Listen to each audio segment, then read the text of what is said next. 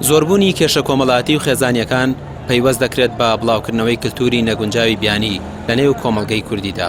بەشێک لە ڕاگەیاندنەکان تۆمەتبار دەکرێن بە گواستنەوەی کلتورە خراپەکان و باس لەوە دەکرێت کە هێنانیان دەستی لە پشتەوەیە بۆ تێکدانی شیرازەی خێزان و کۆمەڵگا.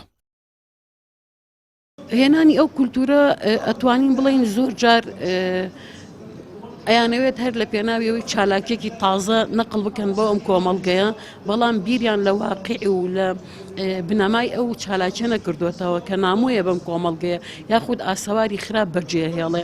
یعنی زۆر جار ئەتوانین بڵین مەبەستیانە هێنانی ئەو شتە نەشیاوانە بۆ ئەم کۆمەڵگەیە و جاری واش هەیە وەکو چالاکیەک گێت، بەڵام سەیرەکەی لە باتی سوود لێوەرگرتن بە زیانێکی گەورە بەسەر کۆمەڵگە و بەسەر تاکەکانی کۆمەڵگەی ئێمە ئەشکێتەوە. فیلم و بەرنامەکانی بەشێک لە کەناڵەکان و لێنەپێچینەوەیان هۆکارە بۆ تێکچوونی شیرازەی خێزانەکان، ڕێزگرتن و تەبایی لە نێو خێزاندا نەهێشتووە و کۆمەڵگای کوردی بەرەو مەترسی بردووە.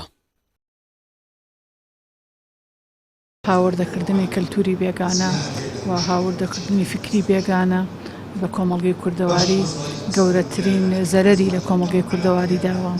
وەتوانین بڵین جۆرێک لە قەیرانی کۆمەڵایەتی و قەیرانی خێزانی لە کۆمەڵگەدا دروست کردووە. بۆیە ئێمە بێ بە هەموو هەوڵێکمان ڕێگری لە هاوردەکردنی ئەو فکر و کەلتورە بێگانانە بدەین کە ئەبنە هۆی تێکدانی شیرازەی خێزان و تێکدانی پەروەردەی خێزان و لە کۆتاییشدا تێکدانی ئاسایشی کۆمەڵایەتی کۆمەڵگە. کێشە خێزانیەکان لە دەرگاکان و هۆکارەکانی جیابوونەوە ساڵ لە دوای ساڵ ڕوو لە هەڵکشانن. باز لەوە دەکرێت کە زۆربەی جیابوونەوەکانیش لەسەر کێشەی لاوەکین و لاسایکردنەوەی فیلمەکان و ڕۆڵگەڕانی ئەکتەرەکان لە ژیانی خێزانی کوردیدا ڕەنگی داوەتەوە. بەتەئکید لەم حاڵەتانە ئەم کولتورە ئەم فکرە بێگانانە کە هێنرێتەوە حساب بۆ ئەو شتانە ناکە، بۆ حقوق و واجبات بەرامبەر بە یەکتری ناکە، بۆیە لە نەتیجە شتی زۆر خراپە، کارەساتی زۆر ناخۆشی لێەکەوێتەوە.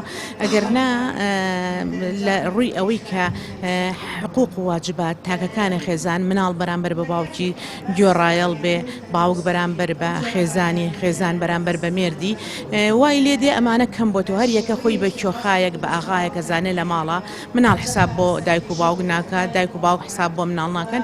ئەمە وای لێ کردووە کە ئەمانە هەمووی فکرن کە فکری نامۆن هاتووتە ناو کۆمەڵگە. لە هەرێمی کوردستان گلەی زۆر لە ڕێکخراوەکان دەکرێت بۆی لە چارەسەری کێشەکان ڕۆڵی کاریگەریان نەبینیوە، بەتایبەت لە ڕووی هۆشیارکردنەوەی تاکەکانی کۆمەڵگا سەبارەت بە ئەرک و مافەکانیان و ڕووبەڕووبوونەوەی ئەو کێشانەی تووشیان دەبێت. ڕامیا عوسمان، کەناڵی پێام، سلێمانی.